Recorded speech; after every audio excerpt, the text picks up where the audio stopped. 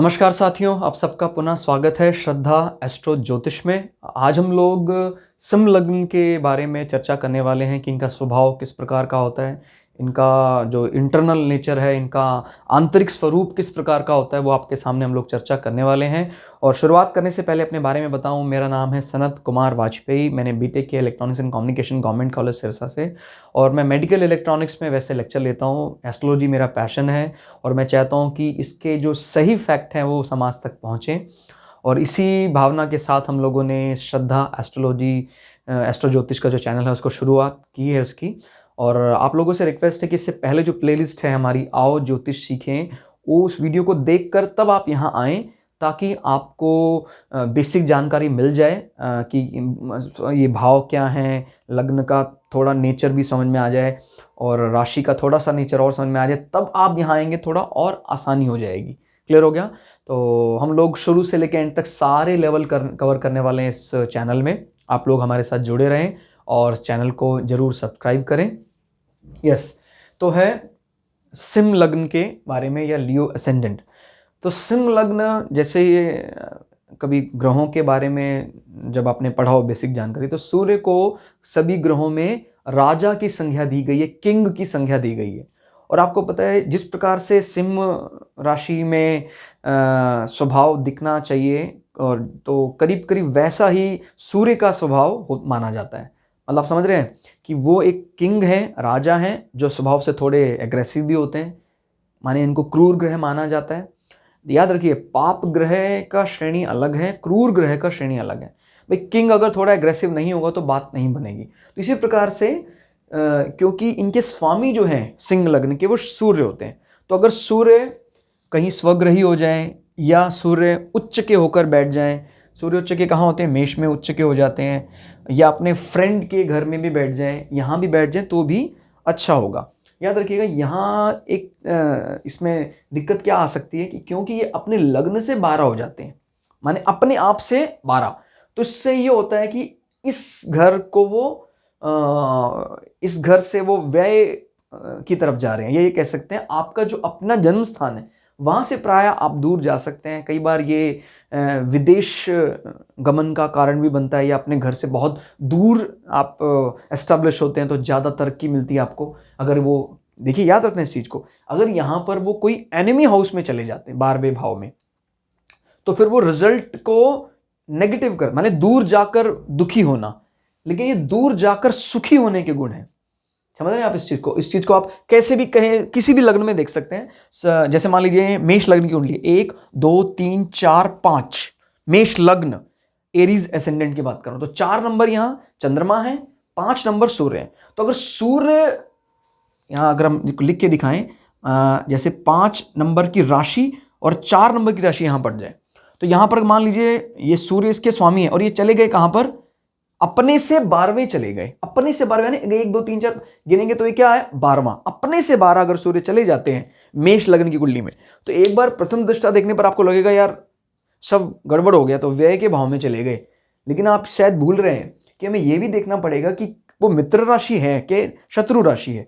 और सूर्य और चंद्रमा मित्र हैं। जैसे प्रकार से राजा और रानी, वो अलग बात है कि राजा तो थोड़ा एग्रेसिव होता ही है, रानी सौम्य होती हैं, ज़्यादा शीतल होती हैं, वो अलग चीज़ है। लेकिन अगर हम इस चीज़ में ये जाने कि इसका रिजल्ट क्या मिलने वाला है, तो ये अपने से 12 चले गए हैं, मतलब इस घर के इफेक्ट को वो यहां पर लेकर जा रहे हैं। ये किसका भाव होता है? पुत्र का, संतान का, एजुकेशन का। तो इसमें ये आपको सीधी बात मिलती है कि उसने जो पढ़ाई की है, उसने पर्टिकुलर जो डिग्री ली है, हो सकता है समाज में उस चीज से उसको इतना ज्यादा रिस्पेक्ट ना मिले जो उसके जिसके लिए वो पैशन है।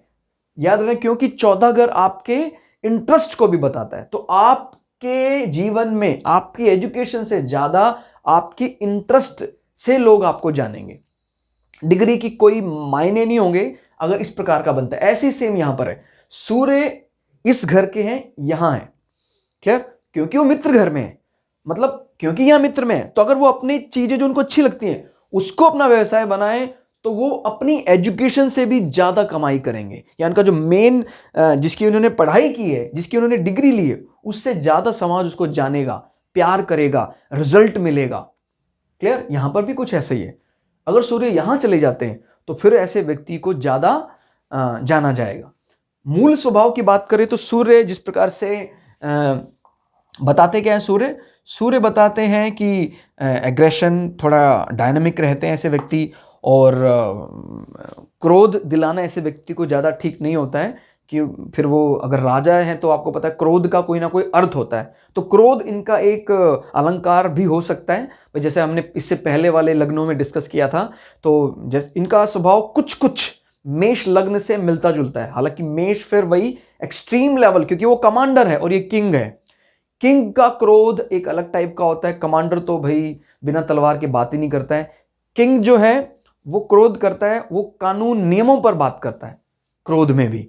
लेकिन मेष तो फिर उसको कोई ना वेपन के बिना नहीं वो बात करता है, तो वो मतलब एक्शन पर विश्वास रखता है।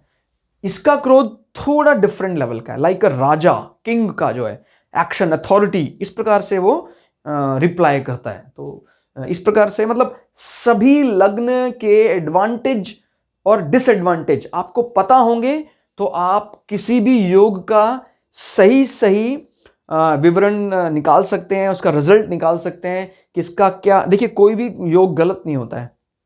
एक पर्टिकुलर समय पर हो सकता है आपको ट्रबल मिल रहा है, लेकिन उसके 5 साल, 3 साल, 2 साल के बाद उसी ट्रबल के कारण आपको कुछ पॉजिटिव चीज मिल रही है। मतलब हम फिर ये थोड़ी कह सकते हैं कि वो योग या वो ड्यूरेशन जो जिसमें आपने चीजें बहुत ज्यादा झेली हैं वो खराब है। खराब नहीं है वो। इसी प्रकार से यहां ध्यान रखना है कि कोई भी लग्न, कोई भी राशि अच्छी बुरी नहीं होती है। हम उसको किस प्रकार से लेते हैं ये हम पर निर्भर करता है, और इसमें बहुत बड़ा रोल है। जितने भी रेमेडीज की जाती है, याद रखना, सब रेमेडीज का सबसे बड़ा असर कहां पड़ता है? मस्तिष्क पर पड़ता है। और अगर हमारे मस्तिष्क ने ये बात ठान ली कि ये ट्रबल भी मेरे लिए पॉजिटिव है, तो फिर आपको कोई भी रेमेडी करने की आवश्यकता नहीं होगी। क्लियर हो गया? अगर आप इतने ज्यादा पॉजिटिव हो जाते हैं, सबसे बड़ी रेमेडीज क्या हो, जिसे कहते हैं भी हम मंत्र का जाप करते हैं, तो बार बार जाप चलेगा तो दिमाग उस पर्टिकुलर फ्रीक्वेंसी की पॉजिटिवनेस को अपने पास पोजेस कर लेगा। कहते हैं भी every thought as a frequency. भाई मैग्नेट से किसी ब्लेड को, लोहे के टुकड़े को बार बार रब करो तो वो लोहे का टुकड़ा भी मैग्नेट बन जाता है। सेम वही बात है, कुछ हमारे दिमाग में नेगेटिव ख्याल रहते हैं, हम हौच पौच बनी रहती है, तो एक अच्छे मंत्र से, एक अच्छे विचार से उसको बार बार चार्ज किया जाए, रब किया जाए, तो सारे गलत विचार अपने आप ही खाली हो जाते हैं, तो शक्ति मिल जाती है शरीर को करने के लिए। क्लियर? तो ये रेमेडीज बहुत काम करते हैं। सबसे ज्यादा अच्छी रेमेडीज यही होती है कि हम अपने मस्तिष्क में धनात्मक विचार लाएं, पॉजिटिव थॉट्स लाएं। क्लियर हो गया?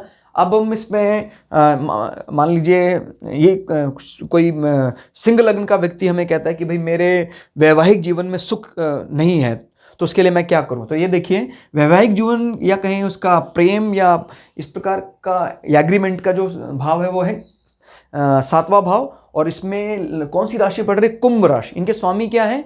शनि इनके स्वामी है। तो आपको देखना है कि शनि की स्थिति यहां क्या है। अगर शनि मान लीजिए मेष में आ जाते हैं, तो शनि मेष में नीच के हो जाते हैं। क्लियर हो गया? तो फिर आपको जो भी रेमेडीज है, जो भी प्रयोग है, जो भी मंत्र बताने हैं, इनके वैवाहिक जीवन को सुखी करने के लिए उनका संबंध शनि से होना चाहिए। क्लियर हो गया? इसी प्रकार से कोई व्यक्ति कहता है कि भाई मेरे स्टेटस या मुझे पदोन्नति नहीं मिल रही है, और मेरे पोस्ट के लिए लोग मेरी इज्जत भी नहीं करते, मेरे पास पद है लेकिन इज्जत नहीं है वैसी, तो फिर आपको इस भाव से संबंधित प्रयोग करने चाहिए, या इस भाव के कारक को कहां बैठे हैं वो देखना चाहिए। क्लियर हो गया? हालांकि अगर हम इस भाव के स्वामी की बात करें वो शुक्र है, लेकिन अगर कारक की बात करें, देखिए 10वां भाव है आपके पोस्ट का, पद का, इनका कारक सूर्य को माना जाता है, याद रखिएगा। और अगर सूर्य स्वग्रही हो जाए तो देर सवेर आपका पदोन्नति होना ही है। क्लियर हो गया? ध्यान रखना है, सूर्य यहां बहुत अच्छे माने जाते हैं, बड़े कंफर्ट रहते हैं यहां पर सूर्य के लिए best position either 1st house और 10th हाउस, ये दो इसके लिए बड़े अच्छे होते हैं। लेकिन इस पर्टिकुलर कुंडली में क्योंकि 10वां भाव जो है वो है शुक्र का घर, और शुक्र और सूर्य में थोड़ी मतलब तनातनी रहती है, 36 का आंकड़ा रहता है, तो यहां पर इसलिए वो ज्यादा कंफर्ट नहीं महसूस करते हैं सूर्य। हालांकि एक्शन लेने में और कोई इंप्लीमेंटेशन में वो बहुत अच्छा काम करते हैं, लेकिन क्योंकि घर जिसका है उसकी बनती नहीं है सूर्य के साथ। इसलिए जो सिंह लग्न होगा उसके लिए अगर सूर्य पहले भाव में बैठे तो सबसे बढ़िया पोजीशन मानी जाएगी। क्लियर हो गया? या उच्च के हैं ये यहाँ, तो ये उनके ना सिर्फ पद में, पर्सनालिटी में और भाग्य में 4 चांद लगा देंगे, लेकिन भाग्य के लिए आपको अगेन इस भाव के स्वामी को भी देखना होगा, इस भाव का स्वामी यानी मंगल को भी देखना होगा। तब आप सिंह लग्न के जो भी आपको व्यक्ति जातक मिलते हैं, ऐसे व्यक्ति के भाग्य के बारे में भी अंदाजा लगा सकते हैं। अब जैसे मान लीजिए सिंह लग्न में कोई कहता है कि भाई तेरे लिए तो चंद्रमा बहुत अनलकी है। याद रखिएगा, चंद्रमा की अगर कभी भी शुभता की बात करें तो चंद्रमा कभी भी अपनी शुभता खोते ही नहीं है। इनका बड़ा विशेष गुण है, चाहे अमावस्या हो, पूर्णिमा हो, कहीं कुछ भी हो, ये अपनी शीतल स्वभाव को नहीं खोते हैं।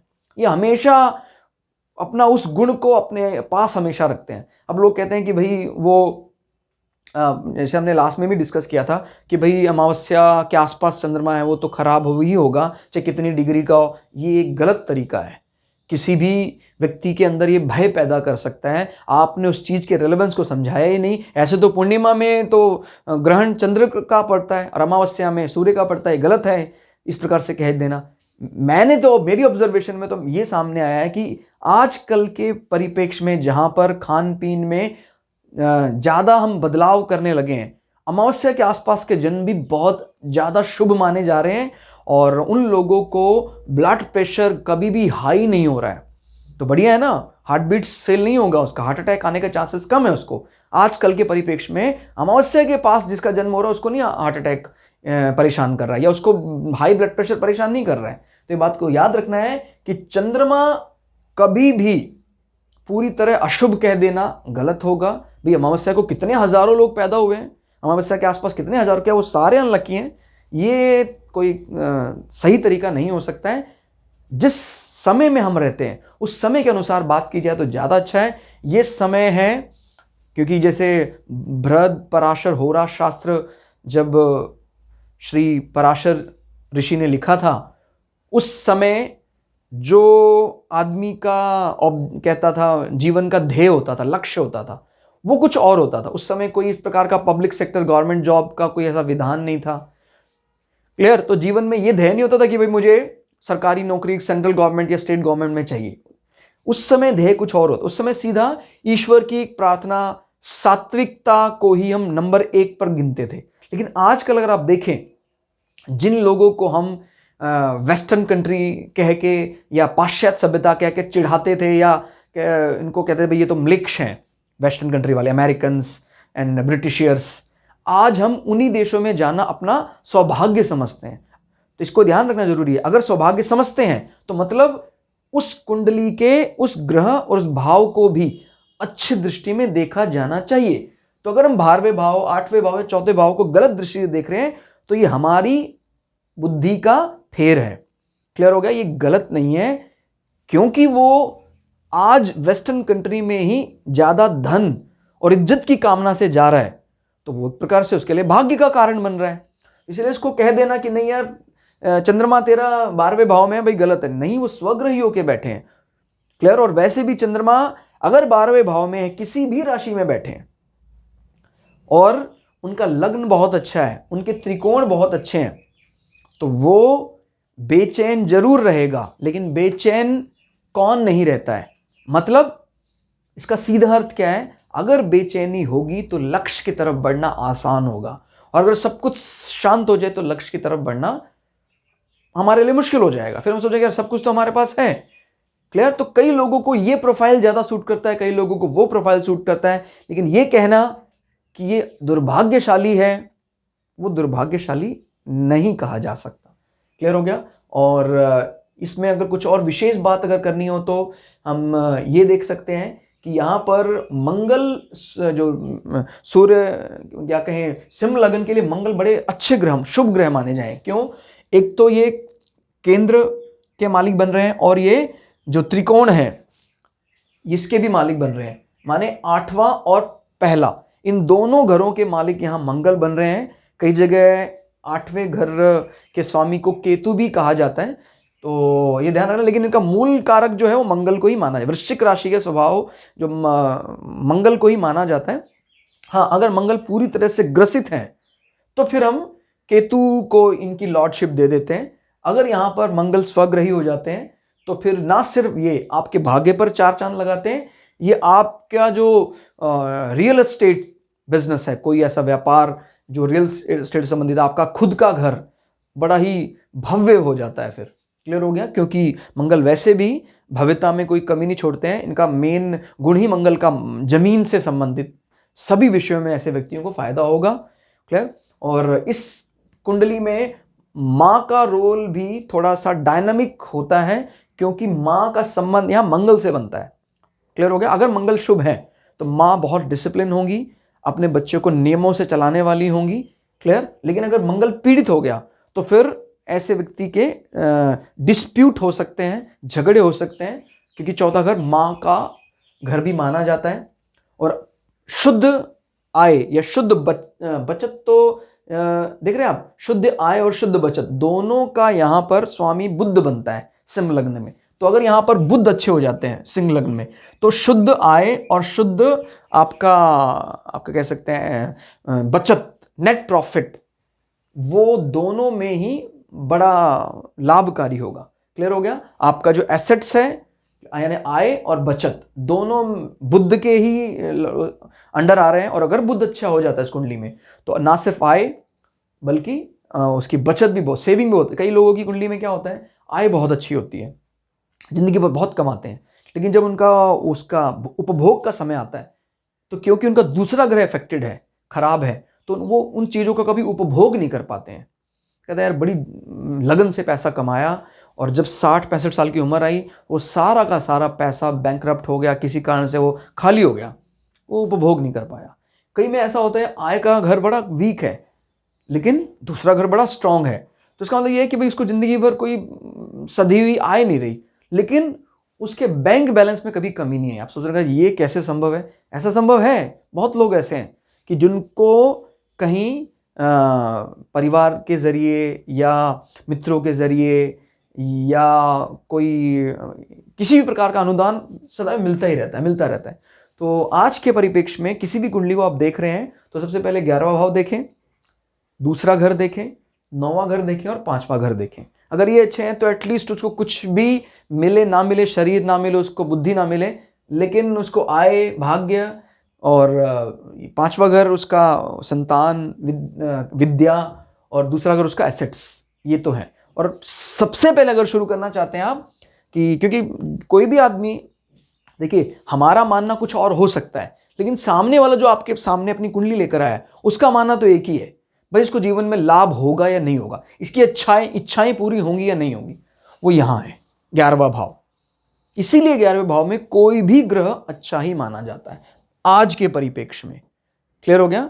ठीक है। आज के 5000 साल पहले उसका एकमात्र लक्ष्य धन कमाना नहीं था, सोने की बहुत ज्यादा इज्जत नहीं थी, ठीक है, सोने को एक धातु की तरह माना जाता था, लेकिन आज के परिप्रेक्ष्य में एक रेगुलर आय ना होना बहुत ही खराब दृष्टि से माना जाता है। उसका विवाह नहीं हो पाता अगर इनकम, सदी हुई इनकम नहीं हो रही है उसको। तो ये अगर उसका आपने देखा अच्छा है, बहुत बढ़िया, तो उसको चलो ठीक है, हमने उस दायरे में कहा भाई ये घर अच्छा है, चलो बहुत बढ़िया। नाउ गो टू सेकंड, दूसरे हाउस में गए, कहता भाई ये बहुत अच्छा धन भी इकट्ठा कर लेगा।